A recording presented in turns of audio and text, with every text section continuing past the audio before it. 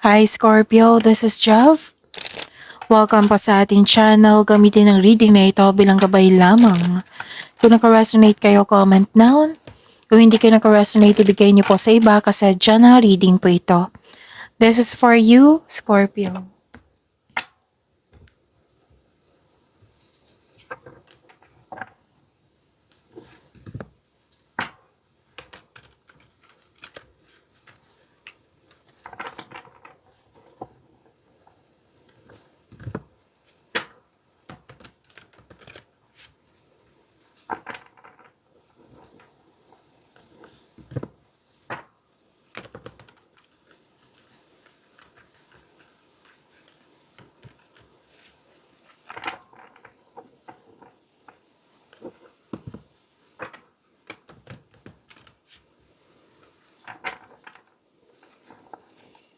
Para po ito sa iyo, Scorpio.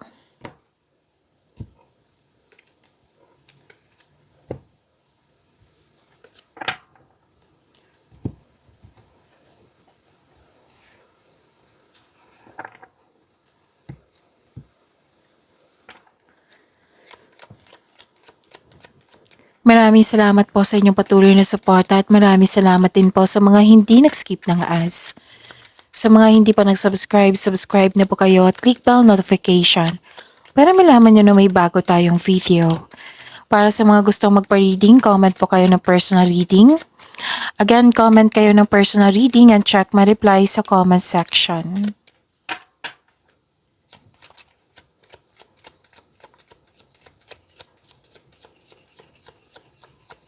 Mga ganap pa para kay Scorpio, I need 3 cards po.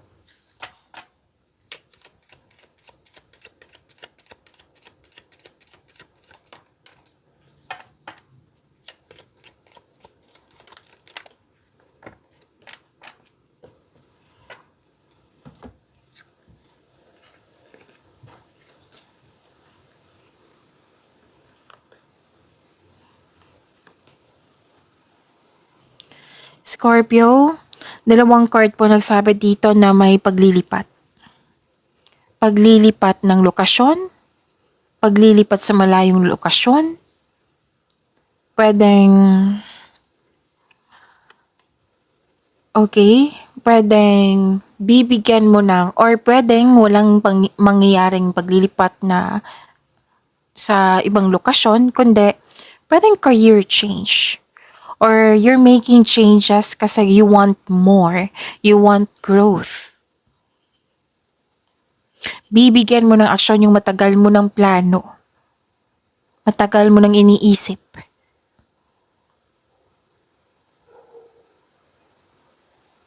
Magkakatanggap kayo ng good news. Claim nyo po. At huwag kayong mag-alala sa pagbabago na ito kasi sinabi ng card dito na this is change for the better. Pero dahil may in-announce ka sa grupo ng tao at nagulat sila. Pero dahil makakatanggap ka ng may buntis, may nanganak, pwedeng may kasal, ikakasal.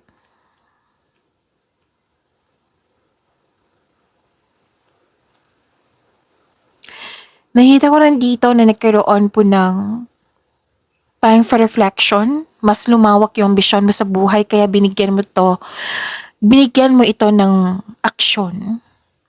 Nagkaroon ng yung mas lumawak yung ambisyon sa buhay, nag-update kayo sa goal niyo sa buhay.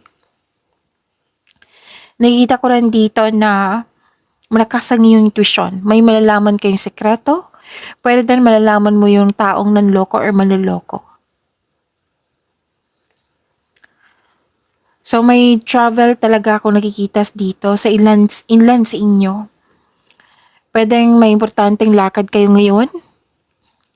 Pwedeng may new journey. Pwedeng may adventure. Pwedeng uuwi kayo para magbakasyon.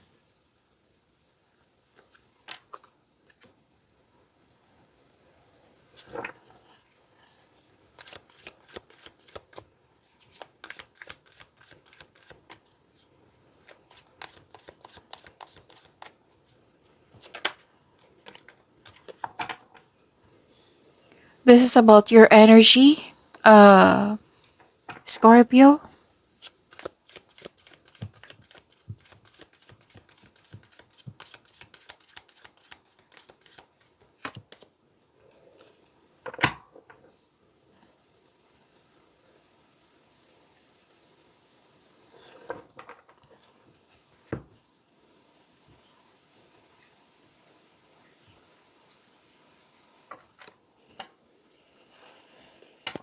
Kung may narinig kayo or may nakita kayong repeating message, meaning to say, pinupush ng cards niyo yan. Like for example, nanood kayo sa isang video nyo, Scorpio, at ngayon, sa video reading natin ngayon, tapos may napansin kayo, teka, naulit to ha.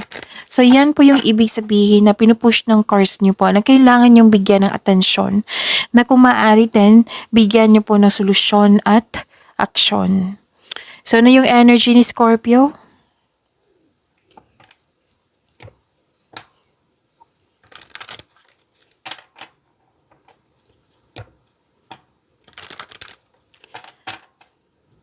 Nagkaroon ng truth-seeking, nanindigan kayo.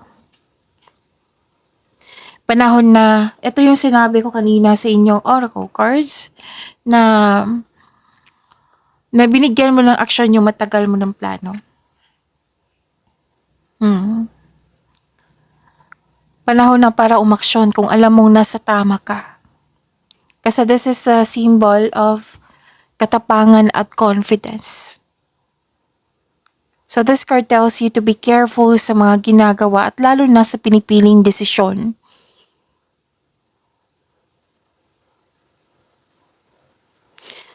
Okay. Sa mga single dito, kailangan ko sabihin kasi may nakita ko eh. May nagsabi din sa akin na kailangan sabihin. Oo. May parating sa inyo na bagong tao sa inyong buhay. Maaring kasamahan mo to, bagong kaibigan or maliligaw. Oo. Na mabilis siyang mag-approach. It might be this is an air signs, Gemini, Libra, and Aquarius. Kailangan mo siyang kilalanin muna. Hindi naman sinabi dito na magiging masama yung tao. Kilalanin niyo po. Kung swak ba kayo sa isa't isa. So, kilalanin ng mabuti. Kasi nakita ko dito, pwedeng mabilis din yung pagbigay mo ng tiwala. Pwede na naman hindi to tungkol sa pag-ibig o sa kaibigan. Pwede din offer to regarding sa career and money nyo. So, this is nanindigan kayo sa inyong desisyon.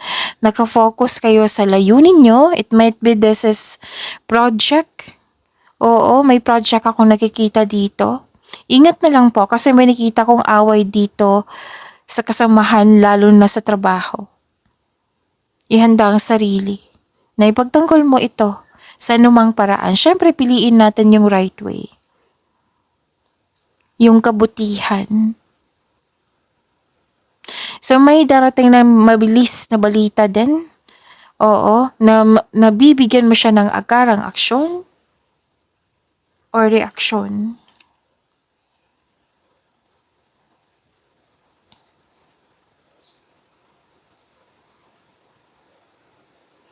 So, huwag kayong mag-alala sa card. Huwag kayong matakot sa card. Kasi this is kailangan lang iwasan. Kailangan ng changes. Yan yung ibig sabihin yan. Kasi may nakita ko ditong, marami kong nakikita dito. So, isa-isahin ko. Okay? Kasi may pastime, ang ilan sa inyo may pastime na hindi nakakabuti sa iyo. Ang ilan sa inyo hindi ko sinabing lahat. Maaring may bisyo na naging bisyo ito. Kasi pastime maaring naging bisyo to. Pero sabi dito, alam na alam mo na hindi siya nakakabuti sa iyo kasi sobra. Sobra, like for example, sobra sa pag-iisip, overthinking, 'di ba? Hindi yan nakakabuti sa iyo. Overspending sa trabaho, hindi yan nakakabuti sa iyo. Overspending sa paggasta, hindi yan, overspending sa money, hindi yan nakakabuti sa iyo. Basta any kind of hindi siya balance, hindi po nakakabuti.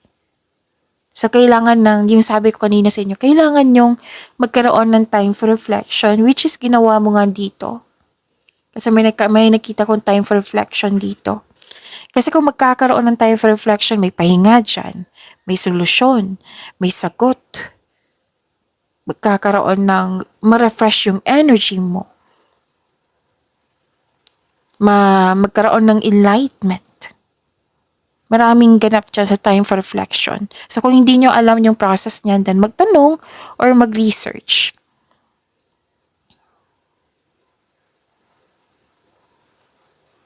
Pwede din may toxic kayong kasamahan dyan na kailangan yung iwasan or put limitation. Miss Joff, hindi naman maiwasan kasi parati ko siyang kasama sa bahay.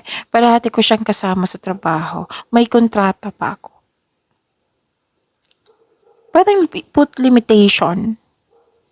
Huwag mong tanggapin yung negativity niya na alam mong hindi nakakabuti sa'yo. Put boundaries. Or the best way to do is to pray. Isuko mo siya kay God. I-mention mo yung name niya na si God na bahala sa kanya. Kayo, mag-focus kayo sa inyong gawain para magiging productive kayo sa araw-araw. Pero then, kausapin mo. Mag-usap kayo ng mahinahon. Yun ha, mga paalala. May nakita ko overspending sa trabaho dito, workaholic.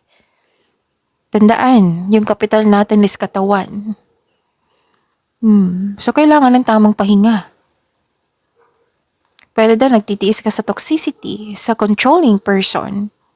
Pwede din kung sa buhay pag-ibig to, may lust over love, L-U-S-T.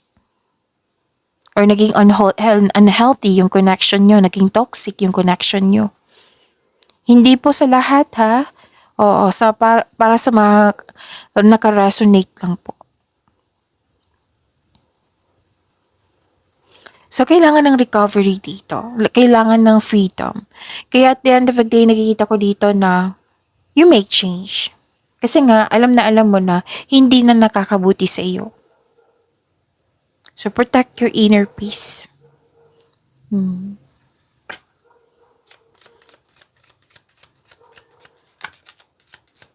Spirits, guide angels, archangels, guardian angels, message siya pa para kay Pisces. 4040, love and connection. Love surrounds you. Open your heart to give and receive love abundantly in your future. Explain niyo po.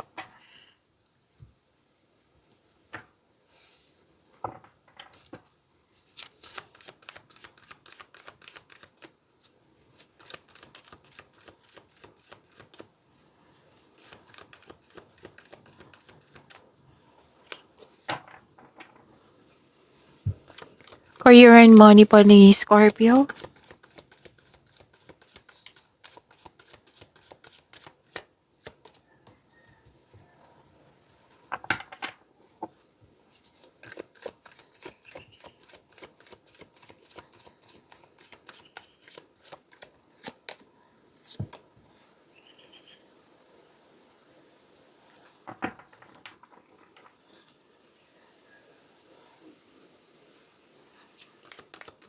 Okay.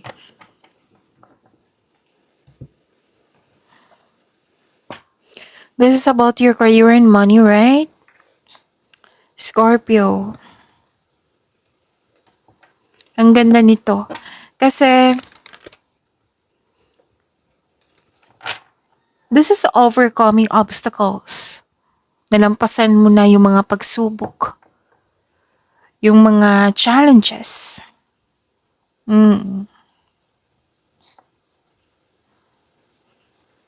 This is overwhelm and burdens na may paalala kasing card nyo dito. Huwag kayong mag-say yes kung hindi naman akma sa inyong schedule.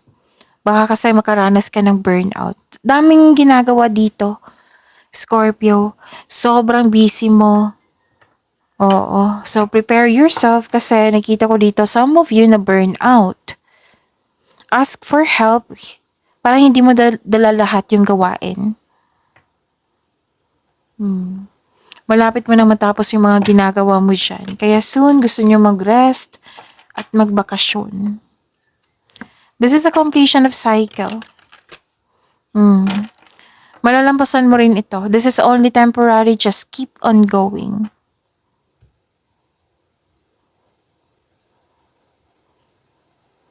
Nakikita ko dito, sobrang sipag nyo kasi maraming umaasa sa iyo.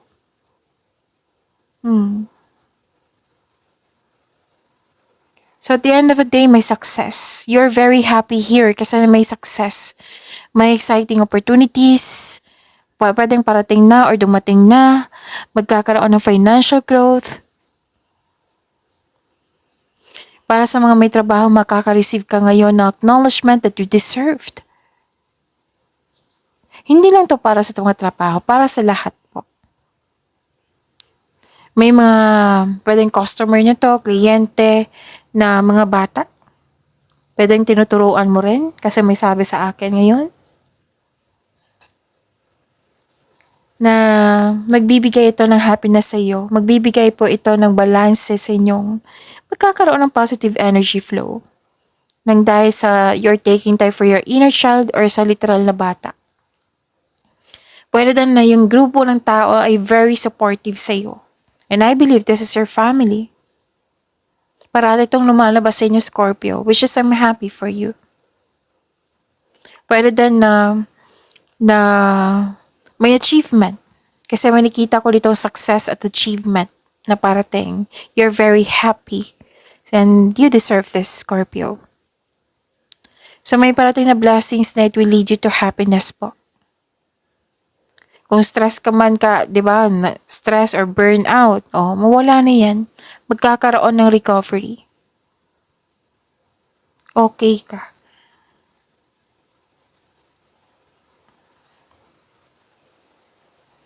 Dalawang card mismo nagsabi dito ng ilan sa inyo after ng pagiging busy nyo. Nagpahinga kayo sa bahay.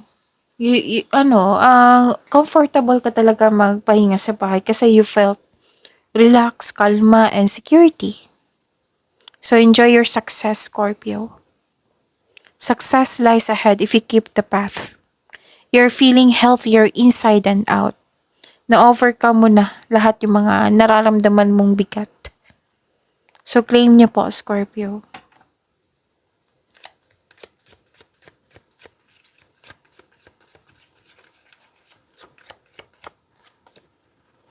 Celebration kasi nga may success, may achievement. Kick off the party activities and have a great time. Plan for a joyful future.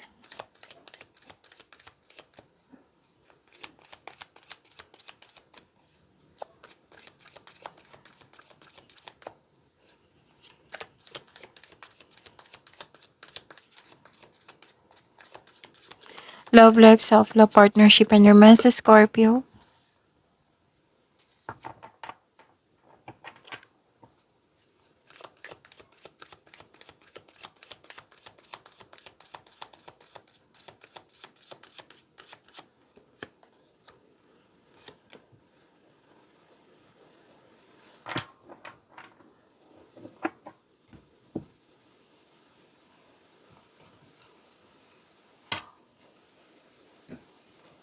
Okay, so love life, self-love, partnership, and romance. Huwag kayong matakot ha sa card na ito.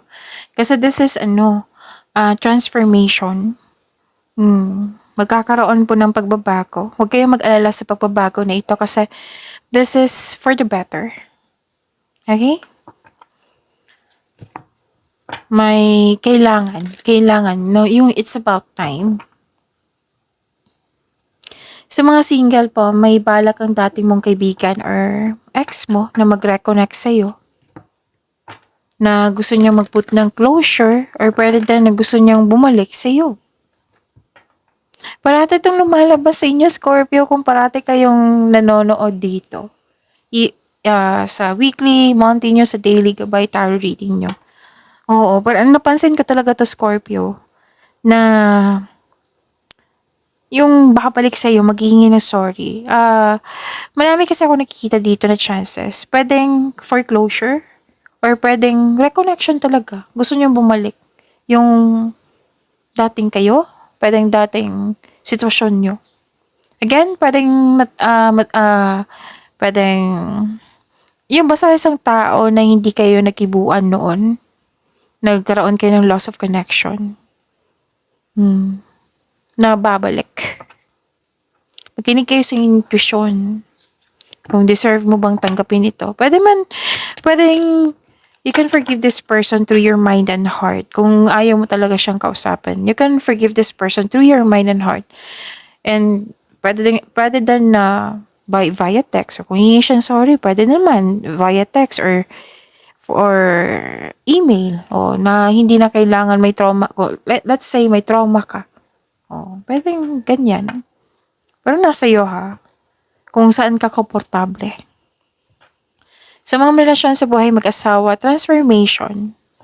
Yung sabi ko kanina, transformation. May magaganap ng transformation. Pwedeng separation. Maraming case ng separation ha. Pwedeng space. Pwedeng literal na separation. Pwedeng cool off. Kasi space is a sign of respect for yourself. Para sa kanya din. Para sa inyong relasyon. Kumbaga, me time.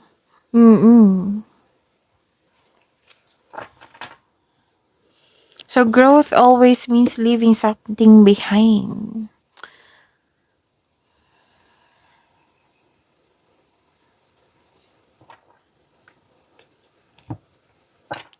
Ito. Lalo na sa mga relasyon sa buhay mag-asawa. 'Di ba? Nasabi ko kanina, pwedeng may separation, closure, space, or cool off. Gusto niyo me time. Kasi nakita ko dito, mag-uusap kayo. Magiging maayos din to. Mag-uusap kayo. Kailangan nyo lang na i-accept mo yung mistakes ng person na ito. Na kailangan din niya natanggapin yung mistakes mo. So you can successfully let the past go. Gawa kayo ng adjustment para magkasundo kayo. Dalawang card na mismo nagsabi dito ha. Scorpio. This is a repeating message but different card. And halos araw-araw ko na lang ito nakikita sa inyo. May babalik talaga. May babalik whether kaibigan to. Basta closed mo dati. Pwedeng ex din. Na gusto niya humingi ng tawad. Mag-put ng closure nga. So, sabi ng card dito, seek forgiveness in order to move forward. Para maka-move forward din kayo. Kahit sinasabi, Miss Jow, na naka-move on na kayo. Pwedeng naka-move on ka na sa kanya, sa tao nga. Pwedeng hindi pa kayo naka-move on sa sitwasyon. Kasi you can forgive the situation also. 'Di ba? May mga ganyan na trauma na ayaw mo mangyari ulit. Okay? So, be ready kasi parati ko tong nakikita sa inyo. Wow, good luck. At least na-realize ng taong to, 'di ba? So, good luck po. Kakasabi ko lang ng me time. Alone time. Spend some time alone. It will help you gain clarity on your relationship.